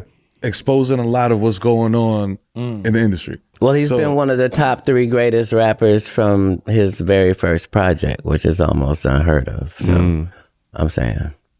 Was that a Section 8? Yeah. Like, they Kendrick spirits, man. Yeah. This is in Drake land. Shout out Katt. Getting the Shout one out more Katt. time to sing about how I'm a pedophile in my hometown is crazy, bro. That's crazy.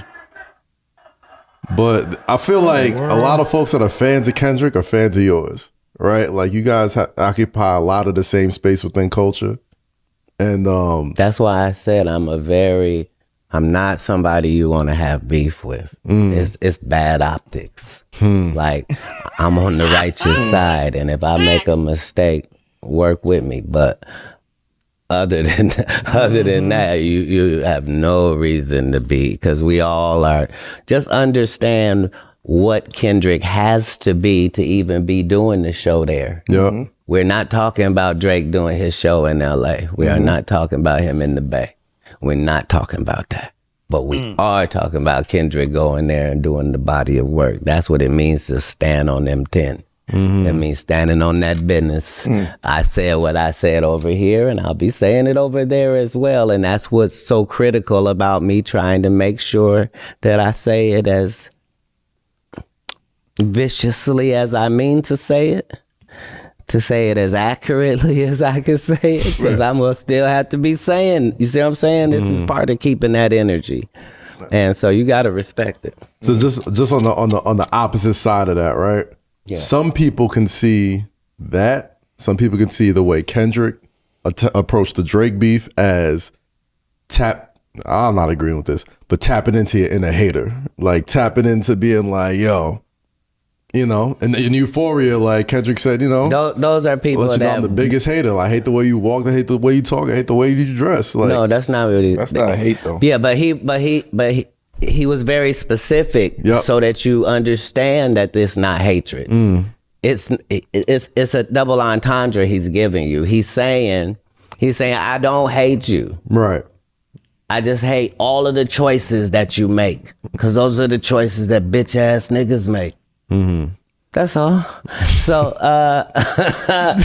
I'm saying I'm in the position where I'm a fan of both artists, right? So I don't pretend like I wasn't fucking with Drake before it happened. Yeah. Right. But I don't give a fuck who it is. I would tell anybody that's gonna fight a bear, I'm not gonna see you again.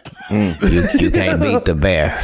You know what I'm saying? I'm able to say those kind of conversations because I'm a bear. You see? So Kendrick is not who you wanted to tussle with. It didn't matter who you were. We just felt like because it was Drake that he would get that exemption. But not only is he going to not get the exemption, he going to be brought under more scrutiny. And when K-Dot pulled his cover and say that you just used the culture when you needed it, nobody gonna pop up and disregard that and say differently. And the people that's quiet while you getting beat to death out there, the Carter 6 gonna be trash too. So thank God I'm putting my album out. As above, so below. It'll be coming, folks. Check it out. But anywho, my point is, like, in warfare, there are casualties on both sides. That's why you need a peace god. Because in war, don't nobody win. Everybody takes heavy losses in all of these situations, you know? So the fuck with the shout fuck out out to of here Kendrick. are Kendrick Lamar and Katt Williams kindred spirits? I would hope so. I'm saying that's why he's saying make Katt Williams and them proud. The truth about to get loud. Like, understand, I ain't nobody, but I got a rank on our side though. They like the ops know and the people on this side know. Who else needs to know? Like if you see people saluting me, just understand there's probably a reason, and it's not so I can look good, or, you know what I'm saying? Any of these generosity stories, these stories ain't coming from me. I don't remember how many people I'm helping. Like, my job is to do as much as I can with what I've been given. But anyway, let's go. Fuck out of here. A couple of weeks ago during the BET Awards, Jamie Foxx was presented with the Ultimate Icon Award. And was presented the award by Stevie Wonder. Jamie joked about Stevie in front of his face to a packed house for the BET Awards. So fuck out of here. Cutting ass on Stevie Wonder to his face. Okay, hold on. I gotta go first because there's a problem. Oh my God. Let's not disregard the audacity of saying in front of a blind person's face. What the fuck does that mean? If they blind, do they know you in their face, motherfuckers? Like, what are you talking about? Like he did it in his face. Okay, so first of all, sorry about that answer. Delete that. I apologize. No, but if you know Stevie, everybody that's been around Stevie Wonder knows that Stevie Wonder is a fun, loving person. All he want is those experiences to be able to laugh and be, you see what I'm saying? So he loves that, and Jamie is rightfully getting the Ultimate Icon Award, and he's a professional comedian, and we know him for being instantly funny, and so, you know, that brings out both of those. So I definitely fuck with all parts of that. I'll fuck with anything Stevie, Stevie stories. You know, we got Stevie stories. Remember when Stevie, you remember when he had the hair just right there? Like, the whole thing was, I had a conversation with him, and the nigga knew. And that's when I knew. Like, that's what made it the best. Because in my head, I'm thinking, like, he don't fucking know that it's like this. I'm gonna pull him to the side and say something to him, right? Like, he's super funny. Like, he's the person that tells jokes like Stevie Wonder come in and be like, Stevie, how you get here? Where your driver? He like, oh, I drove. Like, I'm blind, but I can drive short distances. Like, I'm blind, but I can drive short distances. You can get Stevie drive. Like, it's like crazy stories if you really know him. So yeah, I'm with it. Do you have a Stevie story? I talk too much. No, moving on. I'm talking about one of them joke stories though. That's no crazy shit, but like a Stevie. No, y'all gonna leave my man Stevie alone. I guess I do. Damn, I know Melo told a story early in the season where, you know, Stevie came up to him and he's like, yo, I love watching you play. Okay, I am going to hit a little funny story. Okay. All right, let's try to do this in 30 seconds. Here it goes. So, Stevie Wonder had this house party. So, I get invited with these nice young ladies who's going with me to this party. And the whole time I'm like, how is we even gonna know if this really Stevie Wonder's damn house? Like, this probably ain't even his house. We get there, it's probably like on 6 acres. It's huge. It's on the corner. All the grass is dead.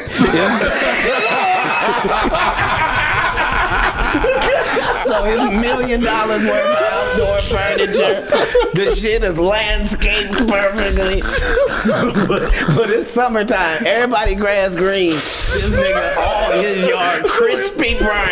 I said, this nigga probably like it like that. I know this his house. He wanna feel the grass crumble. Brown with the grass is crazy. Yeah, man. I talk too much. I'm not doing no more interviews after this. This is the last one. Oh my God. Yo, man, listen, on that note, we sounded out. Hey, man, we appreciate you, brother, man. Thank you, likewise. Oh You're the greatest. Appreciate you, legend. Thank you. You have a hell of a spirit about you, man. You always been a stand-up guy to me, to us, to our culture, man. Thank you. And despite what anybody says out there, you are. Despite the word of these bums. You are very, intricate and pivotal into not just the comedian culture, but just our culture as a whole. So I want to say thank you for that, man. And and don't forget to support that Heaven on Earth tour, man. Yeah, and in the name of peace, let me just say it on this platform that now that I look at how my words have hurt Lil Rel, I can't. It's hard for me to apologize when I do things on purpose. Like I meant to hurt him. Like you feel what I'm saying? Like I meant to do the things that I did, but I in the sake of mental health, I'm not a better person for picking on somebody with, mental health challenges and making them feel less about themselves and calling them ugly and making them lose 130 pounds nobody needed him to do. And, if I'd have known that I was causing damage like that, no, I wouldn't have. So I just wanted to put that out in the name of the peace God. And now everybody can be good. We solid. All right, we got one. We got one out of peace. That's Yeah. Yo, listen, you know what it is, man. It's a 7 p.m. in Brooklyn, live from the hood, baby.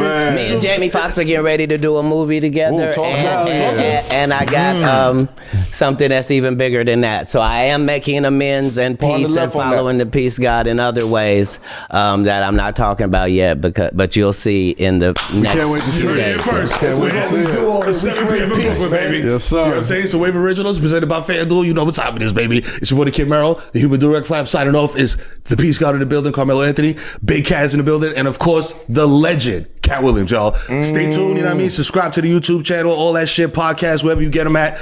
Like, subscribe, you know what I'm saying? Comment, Cat sneaker game is crazy, whatever, you know what I'm saying? Do it, you know what I'm saying? organs. And you already know, man. We ain't finding peace. We practice peace. Yes, sir. So with that being said, peace. Carmelo Anthony. Hey. I think this is the second reaction video I did of Carmelo Anthony, but Katt Williams is the main. You know how somebody say read between the lines?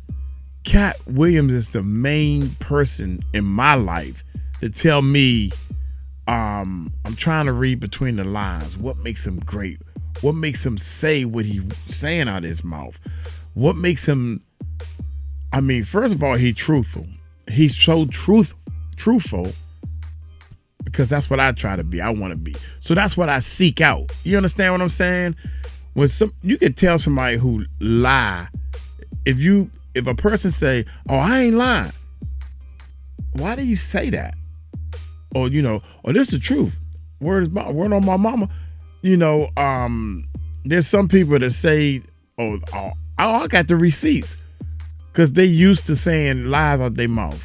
I don't say no lies out my mouth. That's why when somebody comes against me, I'm like, I ain't worried. I'm not worried because God got my back. I don't have to say, wait a minute, did I say that? Did I say? If I did say something wrong, I would be the first to apologize. Like, you know what? There's been plenty of videos. Well, we got 10,000 uploads, y'all. So it's been plenty of videos where I came back on and said, you know what? I made a mistake. I was wrong. I didn't even know. They were like, oh, that's okay. That's okay. I'm saying, forgive me because I didn't even know. I just assumed that this is how it go down. But I was wrong and I stand corrected. I'm like, God dang, now once I apologized because I was winking my eye, flirting with somebody and it was a joke. I thought it was a joke. I tried to tell her 5 times it was a joke. Then I emailed her and all that type of stuff, and then she got a little team of little losers. And I'm like, yo, man, it was a joke. I'm sorry. After 5 or 6 times, then she put a video up saying, was Mike's apology sincere? Now you piss me off because you're calling me a liar. I did everything I could. So now I got to be the big dog. I got to be the big dog. That's what Katt Williams did.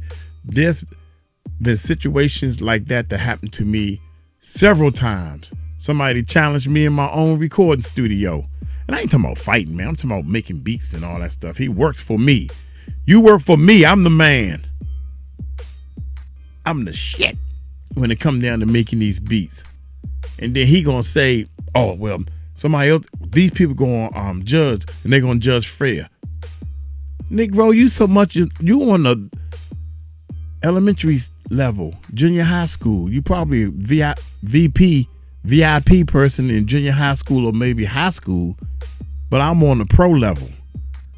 We don't need nobody to judge. And he told, I'm gonna judge fair. No, y'all all gonna say I won. Even you gonna say I won with the beat. And that's exactly what happened. And when that beat dropped, his mouth dropped. And everybody was like, oh shit. Don't mess with a master. That's Katt Williams. Katt Williams is a master.